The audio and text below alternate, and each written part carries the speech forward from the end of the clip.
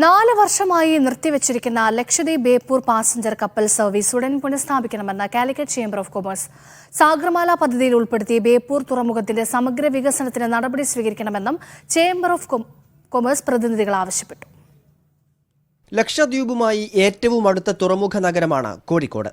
ചികിത്സ, വിദ്യാഭ്യാസം, വ്യാപാരം തുടങ്ങിയ ആവശ്യങ്ങൾക്ക് ദ്വീപുകാർ കോഴിക്കോടിനെയാണ് പ്രധാനമായും ആശ്രയിച്ചിരുന്നത്. എന്നാൽ 4 വർഷമായി ലക്ഷദ്വീപിൽ നിന്ന് ബേപ്പൂരിലേക്ക് ഒരു യാത്രാക്കപ്പൽ പോലുമില്ല. ലക്ഷദ്വീപിൽ നിന്നും കേരളത്തിലേക്ക് 10-ൽ കൂടുതൽ സർവീസുകൾ കഴിഞ്ഞ 4 വർഷം മുമ്പ് വരെ നടത്തിയിരുന്നതാണ്.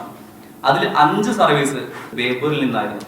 ലക്ഷദ്വീപുകാർക്ക് വെറും 6 മണിക്കൂർ കൊണ്ട് അവർക്ക് യാത്ര ചെയ്ത് ബേപ്പൂരിൽ എത്താൻ സാധിക്കും എന്നിരിക്കെ ഇപ്പോൾ 9 മണിക്കൂർ യാത്ര ചെയ്ത് കൊച്ചിയിലേക്ക് ഒരു കപ്പൽ മാത്രമാണ് നിലവിൽ കേരളവുമായിട്ട് സർവീസ് നടത്തുന്നത്. ദൗർഭാഗ്യകരമാണ്.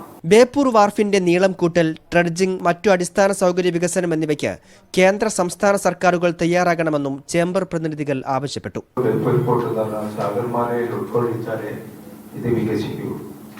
അതിനെ പ്രപ്പോസൽ വരെ ഇതുവരെ അയച്ചിട്ടില്ല. ഇവിടുത്തെ ചെറുകിട കച്ചവടക്കാരെ മുഴുവൻ ബാധിച്ചിരിക്കുകയാണ്. ഇവിടുത്തെ ഹോസ്പിറ്റലിനെ ബാധിച്ചിരിക്കുകയാണ്. ഇവിടെ എഡ്യൂക്കേഷൻ ഇൻസ്റ്റിറ്റ്യൂഷനെ ബാധിച്ചിരിക്കുകയാണ്. അവിടുന്ന് വരുന്ന ആർക്കും ഇങ്ങോട്ട് വരാൻ പാടില്ല. ഇവിടെ എന്ത് സാധനങ്ങളും അയക്കാനും വേണ്ടി ഇവിടെ ബോർഡറുകൾ കെട്ടിക്കിടക്കുകയാണ്. അനുകൂല തീരുമാനമുണ്ടായില്ലെങ്കിൽ പ്രത്യക്ഷ സമര പരിപാടികളിലേക്ക് നീങ്ങാനുള്ള ആലോചനയിലാണ് Kozhikode chamber of commerce. Media 1 Kozhikode.